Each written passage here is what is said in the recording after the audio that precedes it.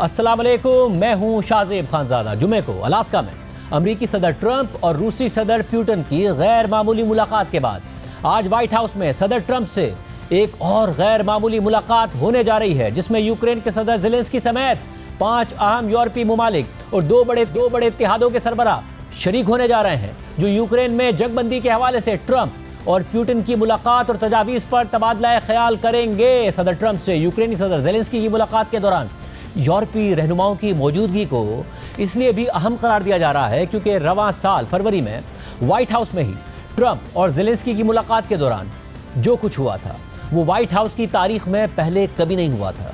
White house के Oval office में होने वाली उस मुलाकात में ट्रंप और ज़ेलेंस्की के दरमियान शदीद तकरार हुई थी।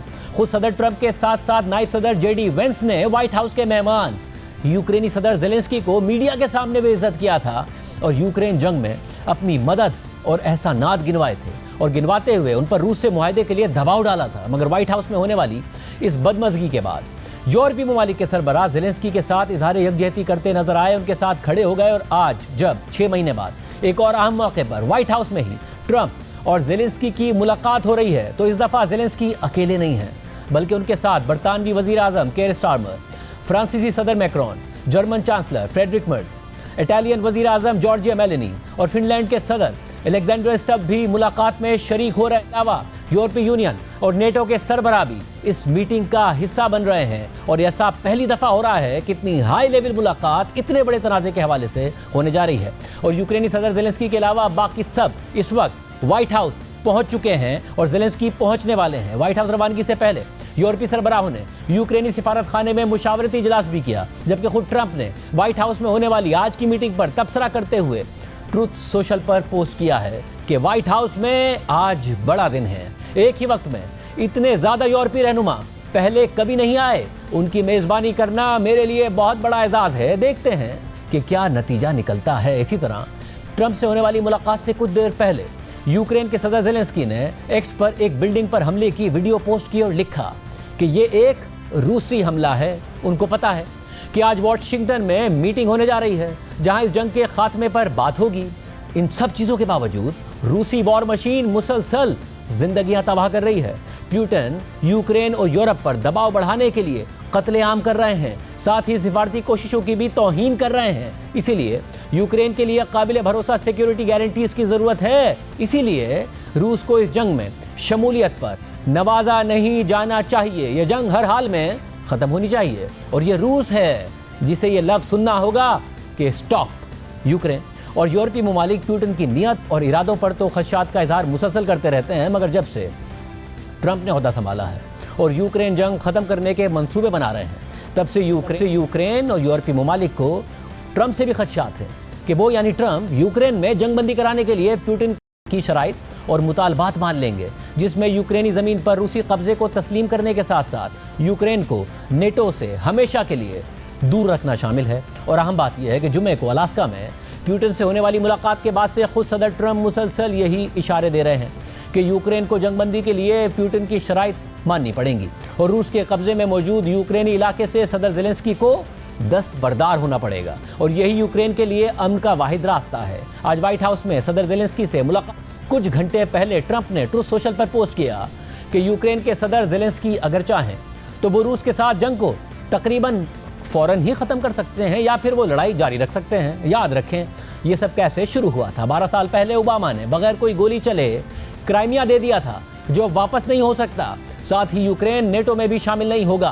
कुछ चीज़ें कभी नहीं बदलती। सिर्फ यही नहीं, ट्रंप ने ट्रूथ सोशल पर एक सारिफ की पोस्ट को भी शेयर किया है जिसमें लिखा है कि यूक्रेन को कुछ इलाका रूस के हवाले करने पर आमादा होना होगा, वरना जितनी ज़्यादा देर ये जंग चलती रहेगी वो मज़ीद ज़मीन खोते चले जाएंगे। इसके अलावा पुतिन से अलास्का में मुलाकात के बाद ट्रंप ने फॉक्स न्यूज़ को इंटरव्यू दिया और एंकर के सवाल पर ट्रंप ने बताया कि उनका यूक्रेनी सदर ज़ेलेंस्की को यही मशवरा है कि वो रूस से डील कर लें, क्योंकि रूस एक बहुत बड़ी ताकत है और यूक्रेन नहीं है।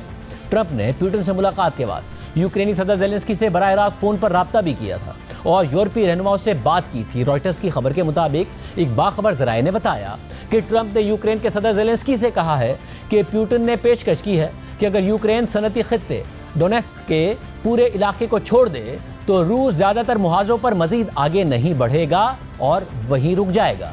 जराये के मुताबिक ज़ेलेंस्की ने यह मुतालबा मुस्तरद कर दिया है। खबर के मुताबिक रूस पहले ही यूक्रेन के 5वें हिस्से पर काबिज है, जिसमें डोनेस्क सूबे का तकरीबन 3/4 हिस्सा भी शामिल है, जहां वो पहली बार 2014 में दाखिल हुआ था। रॉयटर्स की एक और खबर के मुताबिक रूसी सोच से आगाही रखने वाले जराये के मुताबिक सदर पुतिन और सदर ट्रंप के दरमियान अलास्का समिट में जेर बहस तजावीज़ के मुताबिक रूस यूक्रेन के कब्जाशुदा चंद छोटे इलाकों से तो दस्तबरदार हो जाएगा, जबकि यूक्रेन अपने मशरकी इलाकों का बड़ा हिस्सा छोड़ देगा जिन पर रूस कब्जा नहीं कर सका। इन दो जराये ने नाम जाहिर न करने की शर्त पर बताया कि पुतिन की तजावीज़ के बारे में उनकी मालूमात ज़्यादातर यूरोप, अमेरिका और यूक्रेन के रहनुमाओं के दरमियान होने वाली बातचीत पर मबनी हैं और ये मुकम्मल मालूमात नहीं है। ट्रंप ने हफ्ते की सुबह ज़ेलेंस्की और यूरोपीय रहनुमाओं को अपनी समिट की बातचीत से आगाह कर दिया था। ताहम ये वाज़ेह नहीं है कि पुतिन की ये तजावीज़ महज इब्तिदाई मुज़ाकरात के लिए एक स्टार्टिंग पॉइंट थी या फिर एक हतमी पेशकश थी जो बातचीत से मशरूत ही ना हो।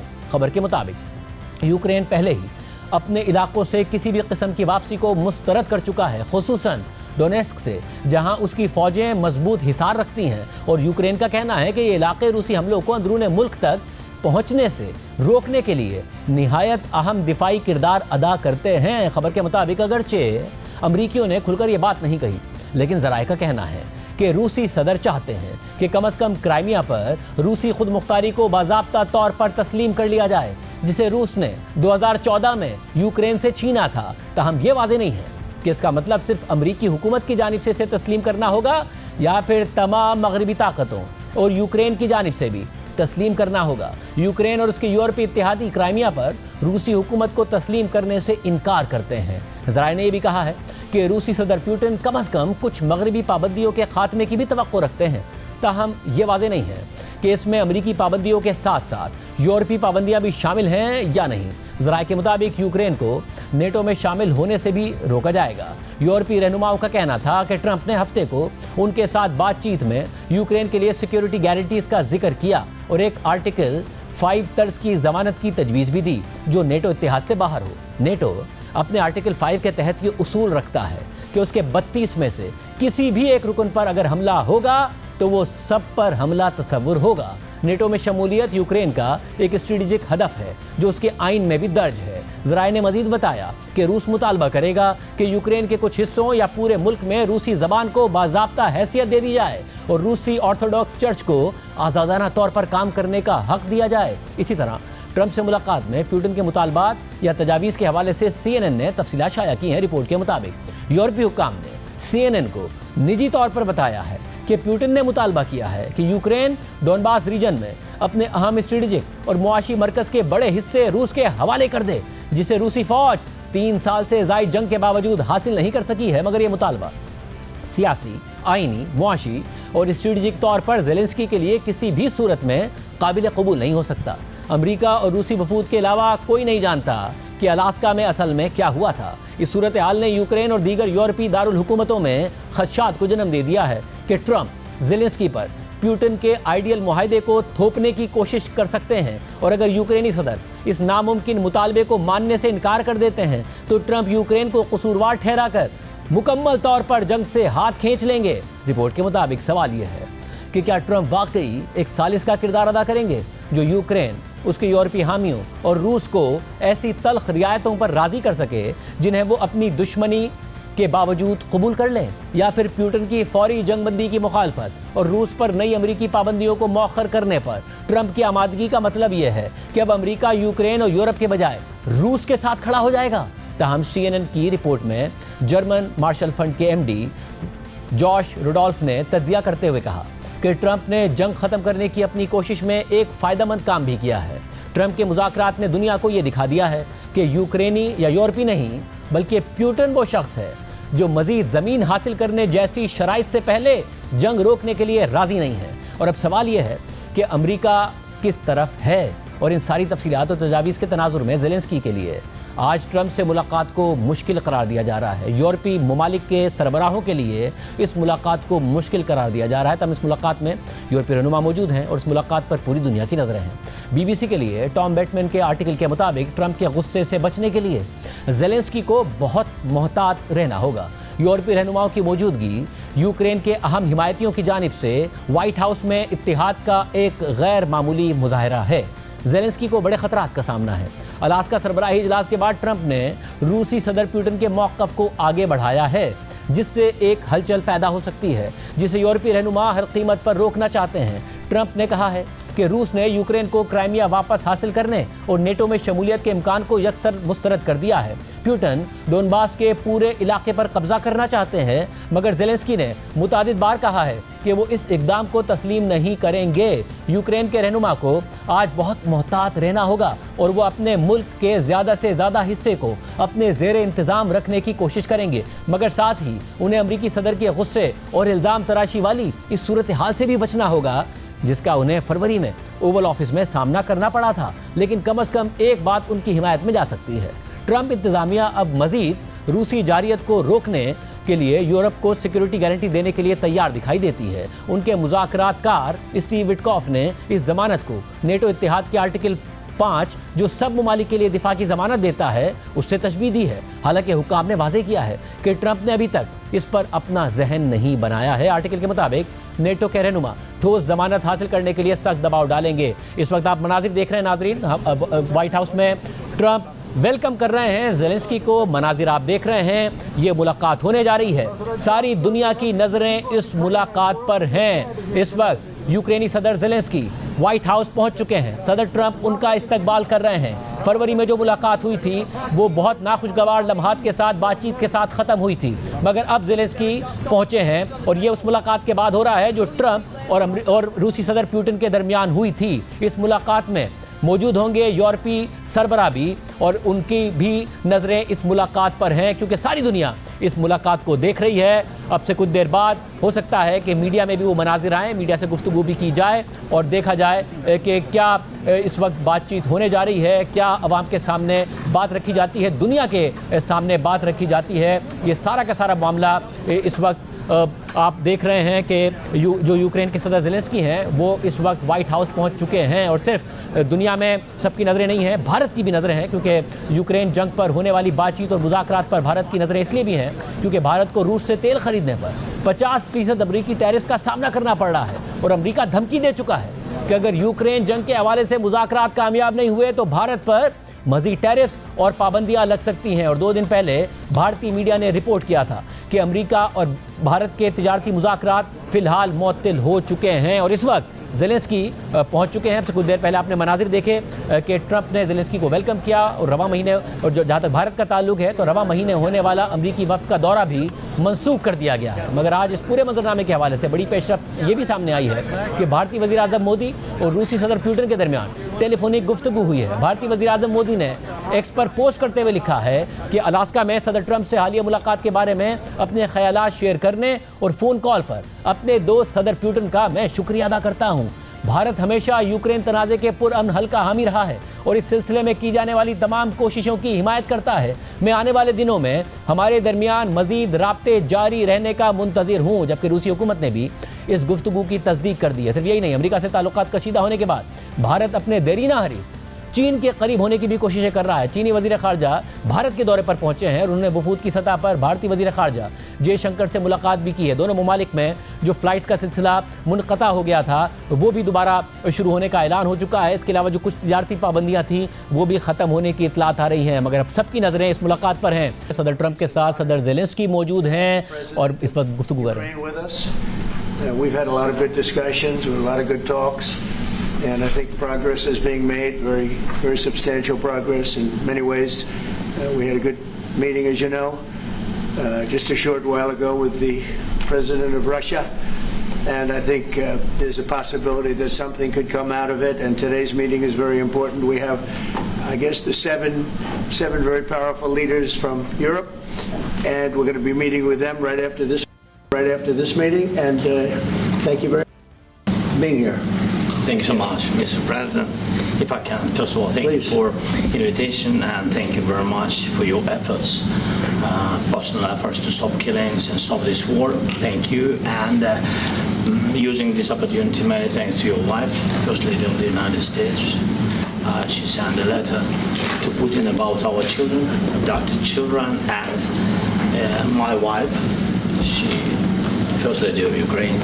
She gave the letter. right. It's not to you, to your wife. I want Yeah. So we're saying this sensitive topic, yes, please. And thanks to our partners and that you supported this format that after our meeting we can have leaders who are around us, UK, France, Germany, Italy, Finland, EU, NATO, I mean all partners around Ukraine supporting us. Thanks to them and thank you very much for invitation.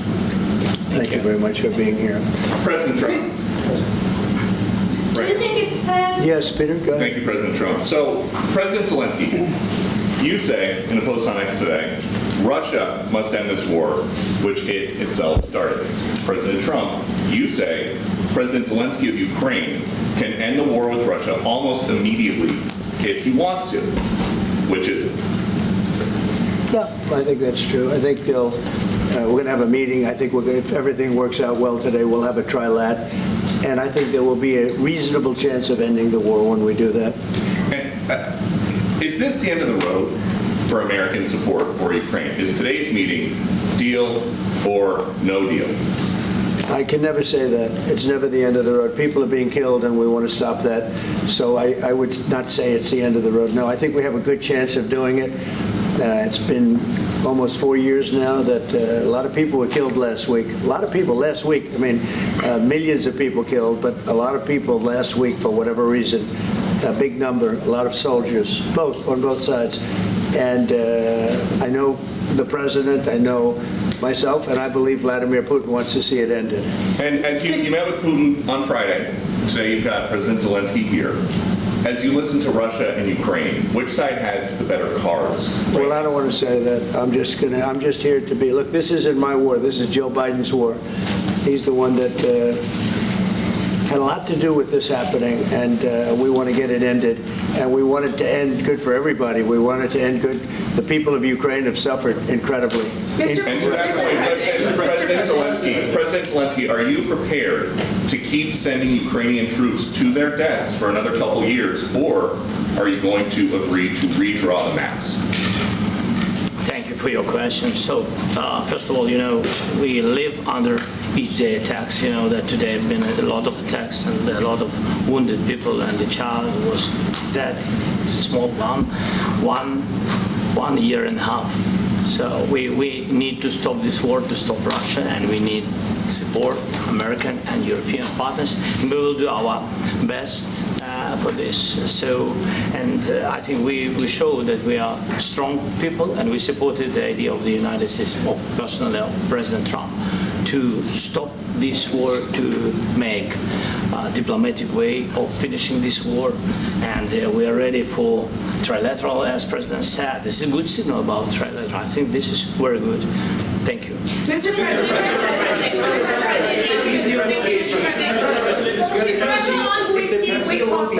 Yes, if the peace deal will be achieved, are you going to be willing to send American peacekeepers to Ukraine? Well, we're going to work with Ukraine. We're going to work with everybody, and we're going to make sure that if there's peace, the peace is going to stay long term. This is very long term. We're not talking about a 2-year peace and then we end up in this mess again. We're going to make sure that everything's good. We'll work with Russia. We're going to work with Ukraine, and we're going to make sure it works. And I think if we can get to peace, it's going to work. I have no doubt about it. Your team has talked about security guarantees. Could that involve U.S. troops? Would you rule that out in the future?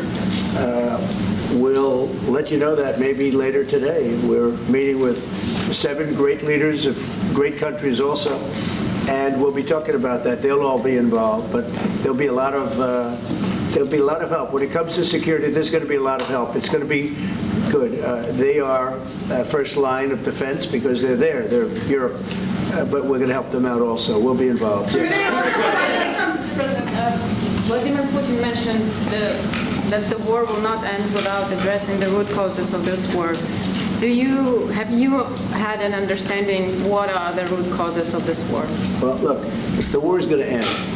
When it ends, I can't tell you, but the war is going to end, and this gentleman wants it to end, and Vladimir Putin wants it to end. I think the whole world is tired of it, and we're going to get it ended. It was, I've done 6 wars. I've ended 6 wars, and I thought this maybe would be the easiest one, and it's not the easiest one. It's a tough one. A lot of reasons for it, and they'll be talking about it for a long time. But they'll be talking about the others. Look, India, Pakistan. We're talking about the big places. When you look at, you just take a look at some of these wars. You go to Africa and take a look at that. Rwanda and the Congo, Republic of the Congo. That's been going on for 31 years. And so we've done a total of 6, and we really have 6, not including the fact that we obliterated, and it turned out to be a total obliteration, the nuclear, as you said, the future nuclear capability of Iran. And this one, I think we're going to get solved also. I feel confident we're going to get it solved. President, I'd like your teaser for when the special envoy put forward. Thank you, Mr. President. Can you tell us about your conversations with European leaders and what they need to see to support an end to the war? Yeah, well, we're going to be meeting with a great representative group and 7 very powerful, very big countries, great people, all friends of mine and friends of yours. And we're going to have some suggestions made. They want to see peace. They would like to see peace. President Trump, when did Russia bring it up? You said last In night the red, that- in the red. President Trump, do you think it's fair for Ukraine and for Russia to achieve a lasting and durable peace if Ukraine cedes its territories that Russia hasn't yet conquered? Do you think it's a fair peace for Ukraine? We're going to have a lasting peace. Just to answer the first part of your question, we're going to have a lasting peace. I hope it's going to be immediately. I hope it doesn't have to go on. And I think people of the whole world is going to be very happy when that's announced. Just as Mr. President, you posted on social media, Mr. President, a very touching letter from the First Lady, and the letter was hand-delivered to President Putin, and it calls for an end to the war, essentially, because of the children and the children's future.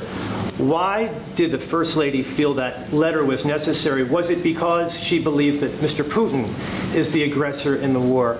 Is a similar letter being hand-delivered to President Zelensky? So the First Lady felt very strongly. She's watched the same thing that you watch and that I watch.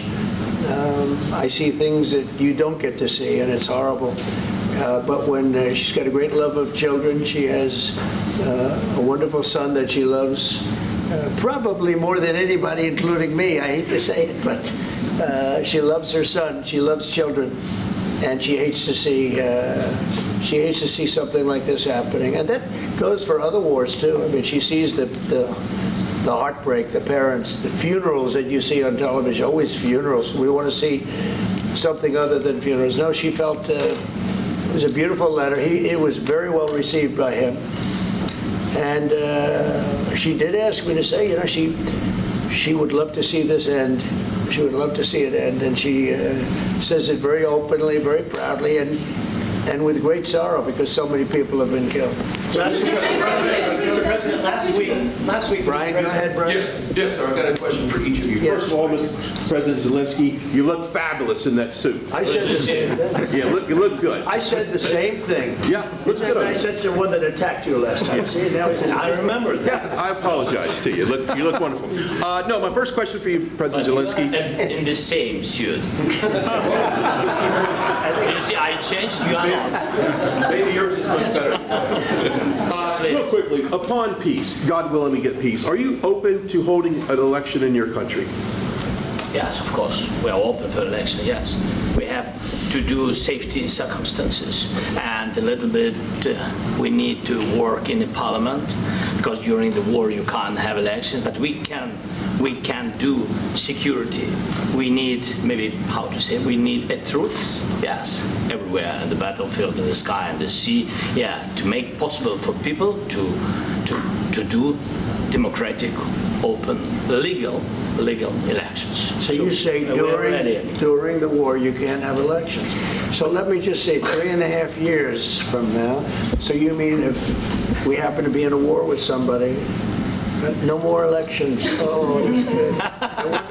I wonder what the fake You like news this is. idea? Yeah. No. Speaking of news, I got a question for you. This sounds insane for me even to ask this, but do you think the American media really doesn't even want a peace deal? Because they've seen they've been so critical of you every step of the way as you lead the charge for peace. It's an amazing phenomenon. I said that if in the settlement you got Moscow, St. Petersburg, and thousands of miles around them, they would say I made a bad deal. The level of hatred and animosity is incredible. Not with all. I mean, we have great people up here. We also have terrible people up there that I think are told what to say.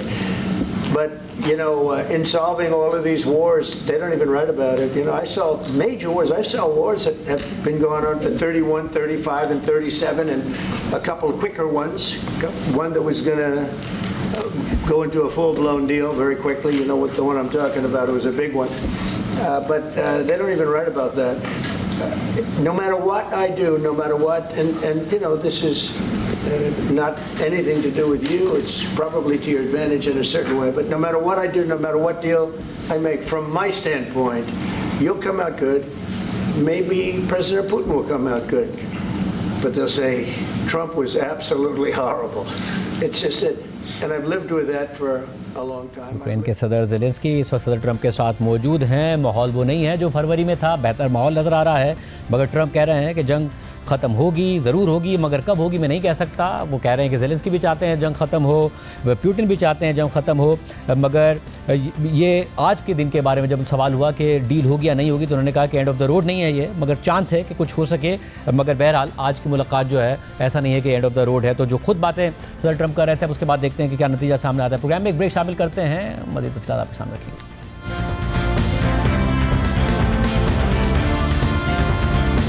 मुल्क भर में cloud burst, flash flooding और monsoon बारिशों से तबाही का सिलसिला जारी है और एनडीएमए ने खबरदार किया है कि सितंबर के पहले 10 दिनों तक मानसून के मजीद स्पेल्स मुतवक्के हैं, जबकि अगले 24 से 48 घंटों के दौरान आज़ाद कश्मीर में नीलम, पूंछ और बाघ में, जबकि खैबर पख्तूनख्वा में चित्राल, दीर और चारसद्दा में सैलाब के खतरात बढ़ गए हैं। असवाबी में भी क्लाउड बर्स्ट और लैंडस्लाइडिंग ने हर तरफ तबाही मचा दी है और 15 अफराद जाँ बहक हो गए हैं। सैलाबी रेले के बाइस कई घर डूब गए हैं, जबकि खवातीन और बच्चों समेत 4 अफराद मकान की छत गिरने से मलबे तले दबकर जाँ बहक हो गए हैं। डिप्टी कमिश्नर सवाबी नसरुल्लाह खान के मुताबिक क्लाउड बस से कई घर डूब गए हैं। क्लाउड बस से सैलाबी रेले का बहाव बहुत तेज़ है। पहाड़ी इलाका होने की वजह से मुख्तलिफ मकामात पर लैंडस्लाइडिंग भी हुई है। इसके अलावा सवात में भी बारिशों से 400 मकानात और 124 तालीमी इदारे मुतासिर हुए हैं। शदीद बारिश की वजह से सवात के कई इलाके शदीद मुतासिर हुए हैं। सवात की मकामी इंतजामिया के मुताबिक 15 अगस्त को क्लाउड बस के बाद तूफ़ानी बारिश से 22 अफराद जाँ बहक हुए हैं।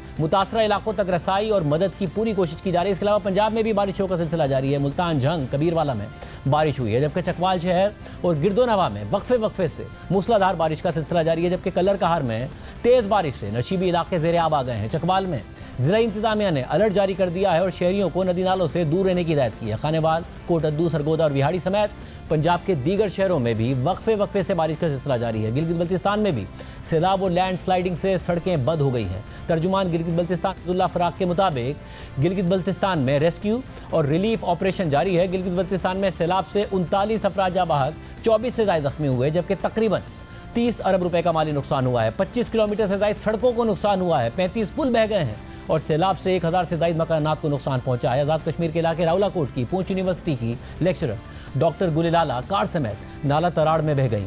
पुलिस के मुताबिक खातून लेक्चरर की गाड़ी नाला तराड़ में बंद हो गई थी।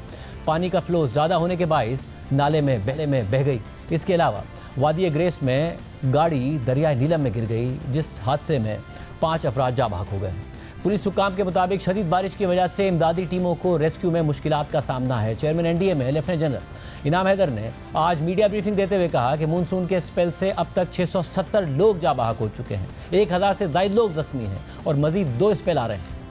आज ये जो 7वें मानसून के स्पेल से गुजर रहे हैं, इसमें अब तक तकरीबन 670 के करीब जानी नुकसान हो चुका है और इसमें 1000 के करीब वो लोग हैं जो मुख्तलिफ इंजरीज से गुजरे। ये जो स्पेल जब ख़त्म होगा 22 से 23, तो we are looking at a little more worry, थोड़ा सा ये इंटेंसीफाई भी हो सकता है। कुछ मजीद जगहों पर भी हमें क्लाउड बस्ट और लोकलाइज रेन्स दोबारा या बारिशें दोबारा भी देखने को मिल सकती हैं। अभी 2 मानसून के स्पेल्स और आ रहे हैं, जो 23 अगस्त से एंड ऑफ अगस्त है और दूसरा पहले 10 दिन सितंबर के, ये ज़्यादा क्रिटिकल है। इसके बाद हम समझते हैं कि ये बदतरीज ये monsoon Aahista Aahista taper of करते हुए मुतदिल हो जाएगा और सितंबर के एंड तक इंशाल्लाह ताला ये मामूल सिचुएशन आ जाएगी। इसके अलावा महकमा मौसमियात ने कराची में भी आइंदा 24 घंटों के दौरान गरज चमक के साथ बारिश का इम्कान जाहिर किया है, जिसके बाद वज़ीर आला सिंध मुराद अली शाह की सदारत में बारिशों से मुताल्लिक इजलास हुआ है। सवाबी में आज क्लाउड बस्ट हुआ, तबाही हुई। सवाबी से हमारे नुमाइंदा जूनिस मोहम्मद आदिल मौजूद हैं, तफसीलात बता रहे हैं। जी मोहम्मद आदिल। जी बिल्कुल, ज़िला स्वाबी में आज सुबह सवेरे मूसलाधार बारिश हुई थी, जिसके बाद नदी नालों में तुग़यानी और नशीबी इलाके जो थे वो ज़ेर आब आ गए थे। स्टीपा मोड़ के मकाम पर नदी में तुग़यानी आने की वजह से जो सैलाबी पानी था वो घरों के अंदर दाखिल हुआ था। घरों में मौजूद जो ख़वातीन और बच्चे थे वो छतों के ऊपर चढ़ गए थे। तहसील टोपी का गाँव सिरकोई पाया जो है उधर क्लाउड बर्स्ट हुआ था मकान के ऊपर, जिसकी वजह से मकान का जो छत था वो गिर गया था, जिसमें मलबे तले दबकर 4 अफराद जाँ बाक हुए थे, जबकि 7 अफराद उनमें ज़ख्मी हुए थे। इस वक्त मैं तहसील टोपी का गांव दालोड़ी बाला में उसी मकाम पर मौजूद हूँ जहां पर आज सुबह क्लाउड बर्स्ट हुआ था, जिसमें 10 के करीब घर डूबने की इत्तलात थी। इस वक्त जो मकामी अफराद हमारे साथ मौजूद हैं उनसे हमारी बात हुई तो उनका कहना था कि तकरीबन 10 से 12 जो घर है वो डूब गए थे और मलबे तले से अभी तक जो इत्तलात आ रही है तो तकरीबन 10 लाशों और 4 ज़ख्मियों को निकाल लिया गया है। उनमें 7 अफराद की जो नमाज जनाजा है वो अभी थोड़ी देर पहले अदा कर दी गई है यहाँ पर, और जो मलबे तले अभी भी मकामी शहरी कह रहे हैं कि अभी भी जो मलबे तले तकरीबन 20 से 25 अफराद दबे हुए हैं। मकामी शहरियों ने ज़िला इंतज़ामिया और सूबाई हुकूमत से ये मुतालबा किया है कि सरकारी मशीनरी जो है वो जल्द अज जल्द यहाँ पर पहुँचा दें ताकि जो इमदादी कार्रवाइयाँ यहाँ पर हो रही है तो उसमें इस्तेमाल की जा सके। जो बाकी लाशें हैं उनको भी जल्द अज जल्द यहाँ से निकाल ले। जी बहुत शुक्रिया शाज़ेब खानज़ादा साहब। अगर हम सबसे पहले स्वात के हवाले से बात करें तो स्वात में अब तक 22 अफराद की जाँ बाक होने की तस्दीक हो चुकी है। इस तरीके से वादी स्वात में 124 तालीमी इदारे 124 स्कूल जो है वो इस सैलाबी पानी की नज़र हो चुके हैं, जिनमें से 3 स्कूल ऐसे हैं कि जो बिल्कुल सफ़ाहस्ती से मिट चुके हैं। अगर हम दीगर अमलाक की बात करें तो ज़िला स्वात में तकरीबन 3000 से ज़्यादा ऐसे मकानात हैं जो कि सैलाबी पानी की वजह से शदीद तरीन मुतासिर हो चुके हैं। और अगर हम दीगर नुकसानात के हवाले से बात करें तो स्वात में ये जो नुकसानात है ये शायद अरबों रुपए के नुकसानात हो चुके हैं। इस वक्त हमारे साथ ज़िला स्वात के मेयर शाहिद अली खान मौजूद है, उनसे बात करेंगे कि स्वात में इतने बड़े पैमाने पर जो तबाही हुई है तो इसको किस तरह रिहेबिलिटेशन का काम किया जाएगा, रिलीफ के काम का इस वक्त स्टेटस क्या है। जो हमने देखा तकरीबन 3000 साढ़े 3000 लोगों की घरों और दुकानों में बहुत बड़ा नुकसान हो चुका है। कोशिश कर रहे हैं कि जितनी भी लिंक्स रोड है और जितनी भी सिटी में रोड्स वगैरह है उनको खोला जाए। डाइवर्शन पानी का तो वो शहरों की तरफ अंदर जा चुके हैं, गलियों में और मोहल्लों में, तो हमारा जो निकासी आप सिस्टम था वो फुल डैमेज हो चुका है। यहाँ पर जो साफ़ पानी है उसकी शदीद तरीन कमी महसूस की जा रही है। साथ में वाशरूम की कमी भी इसलिए है कि जो घर थे इस नदी के किनारे जो आबाद थे वो रेत से भर चुके हैं, वो कीचड़ से भर चुके हैं। उनकी सफाई जो है अब उसमें काफ़ी दुश्वारी पेश आ रही है और इंतज़ामिया का ये कहना है कि उनको रिलीफ का ये काम जो है इसको पूरा करने में 1 महीने से भी ज़्यादा का वक्त लग सकता है। साथ में अगर हम ज़िला शांगला की बात करें तो ज़िला शांगला में भी तकरीबन 34 अफराद जो है वो सैलाबी पानी के बाइस लुक़-मैजल बन चुके हैं और वहाँ पर भी बहुत बड़े पैमाने पर तबाही हुई है। बहुत शुक्रिया, तफसीलात बता रहे थे। प्रोग्राम ब्रेक शामिल करते हैं। गज़ा के हवाले से अहम डेवलपमेंट आ रही है कि हमास ने सीज़ फायर के जो कंडीशन है उसको एक्सेप्ट कर लिया है। तफसीलात आपके सामने रखेंगे एक ब्रेक के बाद। गज़ा के हवाले से अहम खबर सामने आ रही है मगर ज़राए से रिपोर्ट हो रही है।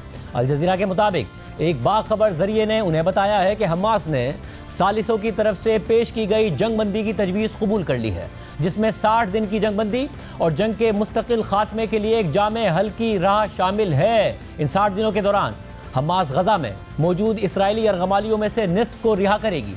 इसके बदले में इसराइल में कैद फ़लस्तीनियों को आज़ाद किया जाएगा, जबकि इस दौरान इसराइली फ़ौज गजा में इमदाद को दाखिल होने की इजाज़त भी देगी। ये अहम डेवलपमेंट सामने आ रही है और एक ऐसे वक्त में सामने आ रही है जब इसराइल की तरफ से मुसलसल जारियत जारी है। गजा के शहरियों को इस वक्त इमदाद पहुँचने नहीं दी जा रही है, जबकि इसराइली बमबारी का सिलसिला भी जारी है। इसराइली वज़ीर आज़म हर दूसरे दिन एक नया दावा कर रहे हैं। देखते हैं कि ज़राए से जो खबर सामने आई है ये किस हद तक जो है आगे जाके मटेरियलाइज होती है, गजा के अवाम को अमन नसीब होता है या फिर नहीं होता है। आज की प्रोग्राम इतना ही, इजाज़त दीजिए, अल्लाह हाफ़िज़।